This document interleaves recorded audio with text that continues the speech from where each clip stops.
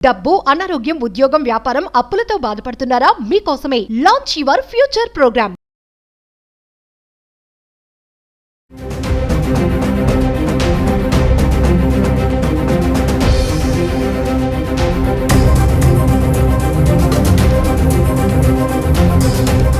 నమస్తే, welcome back to Suman TV. Present మనతో పాటు ఉన్నారు assistant professor at VJIM Ramakrishna గారు. సార్తో మాట్లాడదాం. నమస్తే అండి. నమస్కారం అమ్మా. రామకృష్ణ గారు, మరొక ఇష్యూ ఆల్రెడీ చూస్తున్నాం మనము. గతంలో మనం చాలా వీడియోలో మాట్లాడుకున్నాం, టీచర్ స్టూడెంట్ బాండింగ్ ఎలా ఉండాలి. ఇంకోటి ఏంటంటే, లక్షలు పోసి చదువుకుంటున్నారా అనే దాన్ని కూడా మనం ఒక టాపిక్ చేసాం ప్రీవియస్. సో ఇష్యూ ఏంటంటే సార్, సెకండ్ క్లాస్ చదివే ఒక స్టూడెంట్ని విసిగిస్తున్నాడని చెప్పి టీచర్ కొట్టడం జరిగింది. మరి పేరెంట్స్ ప్రొటెస్ట్ చేస్తున్నారు, విద్యార్థి సంఘాలు ప్రొటెస్ట్ చేస్తున్నారు. అంటే ఏం జరుగుతుంది అసలు? విసుగు రావడం ఏంటి? సెకండ్ క్లాస్ స్టూడెంట్ అంటే చిన్నపిల్లలు, వాళ్ళు ఖచ్చితంగా విసిగిస్తారు. ఇంట్లో తల్లి, స్కూల్కి వచ్చాక గురువు. మరి ఎందుకు ఇలాంటివి జరుగుతున్నాయి అంటారు? మరి 1 month నుంచి కూడా ట్రీట్మెంట్లోనే ఉంది ఆ స్టూడెంట్. కళ్ళలో పొడవడం కానీ, ప్లాస్టర్ వేయడం కానీ, ఇవన్నీ చూస్తున్నాం మనం. సీసీ ఫుటేజ్లో కూడా క్లియర్గానే ఉంది. ఒక్కసారి మీరేం చెప్తారు దీని మీద? అంటే మనం ఈ ఒక్క సంఘటన కానీ, 1-2 సంఘటనలు కానీ చూస్తే మనకు వెంటనే చిన్నపిల్లలు ఇన్వాల్వ్ అయ్యి ఉన్నారు కాబట్టి చాలా ఇమోషనల్ అవ్వడం అనేది చాలా సర్వసాధారణం.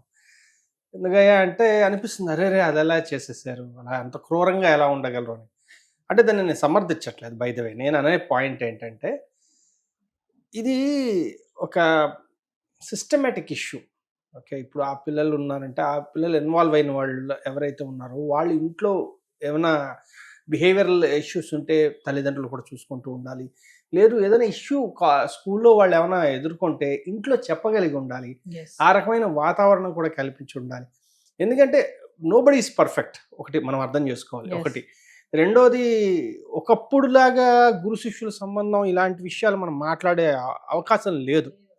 ఎందుకంటే అంటే ఒకటి గుర్తుంచుకోండి, ఇంట్లో 2 పిల్లల్ని భరించలేక వాళ్ళని 3 ఏళ్ల దగ్గర నుంచి ట్యూషన్లకు పంపించేస్తున్న వాళ్ళు ఉన్నారు. అలాంటిది 30 మంది 40 మంది పిల్లల్ని వీళ్ళు అస్సలు ఏ మాట అనకుండా, చెయ్యి ఎత్తకుండా చక్కగా వాళ్ళకి విద్య నేర్పించేయాలంటే ఏమైనా సాధ్యమైన పనేనా అని ఆలోచించాలి. అలా అని వాళ్ళని కొట్టమను, పోయమను, ఇంకేమైనా చేయమని, క్రూరంగా ఉండమని అసలు కాదు. నేను అనేది అసలు జనరల్గా ఒక ప్రశ్న. ఒకటి. రెండోది, పిల్లలు ఇది అల్లరి చేయడం అనేది సర్వసాధారణం. అన్ఫార్చునేట్లీ ఏమైందంటే, మన సిస్టమ్ ఏదైతే ఉందో, ఎడ్యుకేషనల్ సిస్టమ్, ఆ స్ట్రక్చర్ ఎలా ఉందంటే, ఇది కంప్లీట్లీ 1 way ఉంది. ఎప్పుడైతే అది 2 way అవుతుందో, అంటే ఇప్పుడు మీరు అన్నారు చూడండి, చదువుకుంటున్నారా అనే పాయింట్. ఇక్కడ మనం ఒక్కసారి మాట్లాడుకుంటే, మీరు హయ్యర్ లెవెల్ స్కూల్స్ తీసుకున్నారంటే, పెద్ద పెద్ద స్కూల్స్ ఏవైతే ఉంటాయో, అనిపిస్తుంది మనకు దూరం నుంచి చూసి, అమ్మా ఇదేంటి 2 లక్షల 3 లక్షల ఏం చేస్తారు, అంత ఇదే ఉంది. జస్ట్ ఒక ఎగ్జాంపుల్ చెప్తా. అంటే ఎందుకు చెప్తున్నాను అయ్యా అంటే, ఇది అన్ని చోట్ల చెయ్యట్లేదు, చేస్తే అద్భుతంగా ఉంటుంది. ఒక స్కూల్ ఉంది, ఇలాగే ఆ స్కూల్లో బుక్స్ ఉండవు. అట్లీస్ట్ 3rd standard దాకా నోట్ బుక్స్ తప్ప టెక్స్ట్ బుక్స్ లాంటివే ఉండవు. 3rd standard వరకు బుక్స్ ఉండవు. వాళ్ళకి నోట్స్లు చెప్పరు, రాయాల్సిన అవసరం ఉండదు. కానీ వాళ్ళు చాలా యాక్టివిటీస్ చేస్తుంటారు, వాళ్ళు చాలా స్టోరీ ఇవి చేసుకుంటూ ఉంటారు. వాళ్ళకి డిఫరెంట్ పద్ధతిలో వాళ్ళు నేర్చుకుంటూ ఉంటారు. అలాంటి స్కూల్లో కూడా జాయిన్ చేస్తారా సార్? అలాంటివి ఉన్నాయి, అందుకని చెప్తున్నా. నేను స్పెసిఫిక్గా ఇది ఎందుకు చెప్తున్నానో కూడా చెప్తా. అయితే ఒక స్టూడెంట్ తాలూకు తల్లిదండ్రుల్ని పిలిపించారు పేరెంట్ టీచర్ మీటింగ్కి. పిలిపించి, మీ ఇంట్లో గొడవలు అవుతున్నాయా అడిగారు. వాళ్ళు షాక్. మా అమ్మాయి చెప్పిందా? మీ అమ్మాయి మాట్లాడలేదు, ఇంట్లో గొడవలు అవుతున్నాయా చెప్పండి.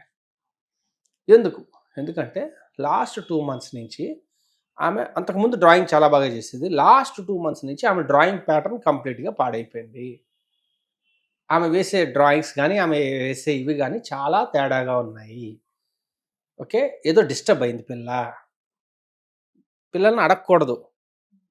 ఇంతకుముందు గుర్తుందో లేదో, ఒకసారి మనం అనుకున్నాం, పిల్లల్ని ఏం చేయాలని అడగకూడదు, వాళ్ళని గమనించాలని. ఇలాగే వీళ్ళు గమనించారు. ఇలాగే గమనించి వాళ్ళు దాన్ని ఏమంటారు, వాళ్ళ ప్రవర్తనని ఎలా మార్చాలి, అలాగే ఇంటి దగ్గర కూడా ఎలా మార్చాలి అనే విషయాన్ని డిస్కస్ చేశారు అంత ఓపెన్గా. ఇలా ఉంటే అప్పుడు ఏమవుతుందంటే, పిల్లలు ఆ టైంలో చాలా నేర్చుకుంటారు. మనం వాటిని లిమిట్ చేసేస్తున్నాము, ఒక రూమ్లో బంధించేస్తున్నాము. ఓకే, రెండో వైపు కమ్యూనికేషన్ అనేది వాళ్ళని కంప్లీట్గా కట్ చేసేస్తున్నాం. చేసేసి ఇప్పుడు సరే అక్కడ అయిపోయింది, ఇంటికి వచ్చిన తర్వాత ఏమన్నా మనం వాళ్ళకి ఎక్స్ప్రెస్ చేసే ఛాన్స్ ఇస్తున్నామా? లేదు మళ్ళీ ట్యూషన్కి పంపించేస్తాం. అమ్మో లేకపోతే కాంపిటీషన్ తట్టుకోలేరు. అది లేదు వాళ్ళు అంటే వెనకబడిపోతారు. చేతిలో ఒక మొబైల్ ఒక టీవీ వెళ్ళిపోతుంది. సో ఏమవుతుంది అక్కడ, ఆ వన్ వే అనేది కంటిన్యూ అయినప్పుడు వచ్చే ఇష్యూస్ ఇవే.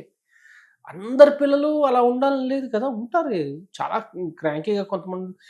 అటెన్షన్ కావాల్సి రావడం కోసం కూడా అల్లరి చేసేవాళ్ళు చాలా మంది ఉంటారు పిల్లలు, వాళ్ళకి అది కావాలి.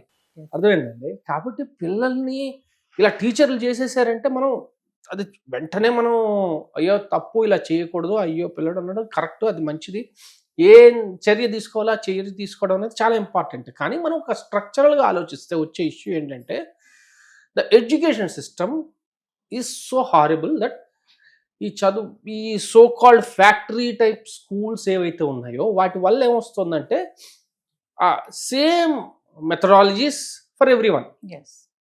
ఓకే, అది ఇప్పుడు స్లో లెర్నర్స్ ఉన్నారా, ఒక క్రియేటివ్ లెర్నర్స్ ఉన్నారా, ఏమి ఉండవు మనకి. అండ్ మీకు ఇక్కడ ఒక విషయం చెప్పాలి, ఇండిపెండెన్స్కి ముందు స్కూల్స్ అంటే ఈ భారతీయ విధానంలో నడిపించిన స్కూల్స్ గురించి చాలా స్టడీ చేస్తే మీకు తెలుస్తూ ఏంటంటే అక్కడ స్కూల్స్లో డిబేట్స్, గార్డెనింగ్, కార్పెంటరీ అన్నీ ఉండేవి. మరి అన్నీ అప్పుడు ఉన్నప్పుడు ఇప్పుడు మనం ఎందుకు చేయట్లేదంటే మనకి అసహనం, భయం.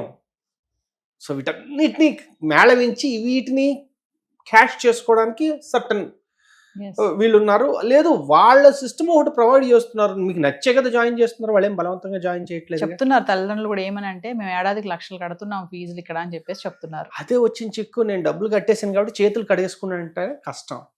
అది అలా అయిపోయే బాధ్యత కాదు. కేవలం మీరు కొంత సమయానికి వాళ్ళకి ఏదో విద్య లేకపోతే విజ్ఞానం ఏదైనా ఇవ్వడానికని ఆ ప్లేస్కి పంపిస్తున్నారు. సంస్కారాలన్నీ మన ఇంటి నుంచే వస్తాయి.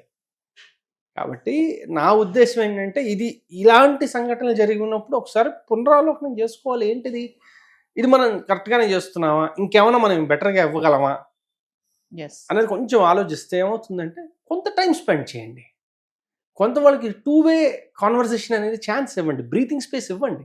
ఇస్తే వాళ్ళు స్కూల్లో బిహేవ్ చేసే విధానం కూడా మారిపోతుంది. ఇంకొక విషయం సార్, గతంలో మనం చూసాం స్కూల్లో టీచర్స్ కూడా కొంచెం డిఫరెంట్ గానే ఉంటున్నారు. మీరు అన్నట్టుగానే అప్పట్లో టీచర్స్ కి చాలా ఓపిక, సహనము, తల్లిలాగా పిల్లల్ని ఆడించడం. వాళ్ళు అదే మనం ఉన్న సంఘంలో ఉన్న వాళ్ళే కదండి వాళ్ళు కూడాను. టీచర్స్ అంటే ఎక్కడ పైనుంచి దిగి రాలేదు కదా. అయితే ఇంతకు ముందు టీచర్ అంటే ఒక భయం ఉండేది. అందువల్ల వాళ్ళు అలా చేస్తే ఇలా వీళ్ళు రెస్పెక్ట్ ఇవ్వగలిగేవాళ్ళు.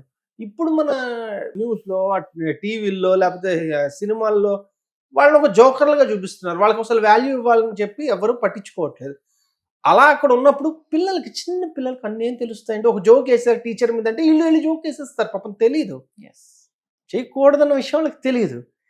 అది వచ్చిన సమస్య. లేదంటే వీళ్ళు ఎంతోమంది డెడికేటెడ్, ఇన్ఫ్యాక్ట్ నేను చెప్తున్నానండి, ప్రీ ప్రైమరీ స్కూల్ టీచర్స్కి ఉన్నంత ఓపిక, అసహనం నేను ఎవరి దగ్గర చూడలేదండి. చాలా ఓపికగా చేస్తారు కానీ ఒక హద్దు ఉంటుంది. అండ్ మనం బాధ్యత కూడా ఉంటుంది అన్నది నేను గుర్తు చేస్తున్నాను. అంటే స్కూల్లో వేసామా, డబ్బులు కట్టామా అని కాకుండా యాజ్ ఎ పేరెంట్ కూడా అబ్జర్వ్ చేస్తూ ఉండాలి. అక్కడికి వెళ్ళిన తర్వాత రెగ్యులర్ గా ఏమవుతోంది, పేరెంట్ టీచర్ మీటింగ్ అటెండ్ అవ్వండి. మీ పిల్లల్లో ఉన్న మార్పు, ఓకే, బిహేవియరల్ చేంజెస్, ఎంతసేపు రిపోర్ట్ కార్డే కాదు, beyond report card their behaviour actually tells a lot. Thank you sir. ఓకేనమ్మా.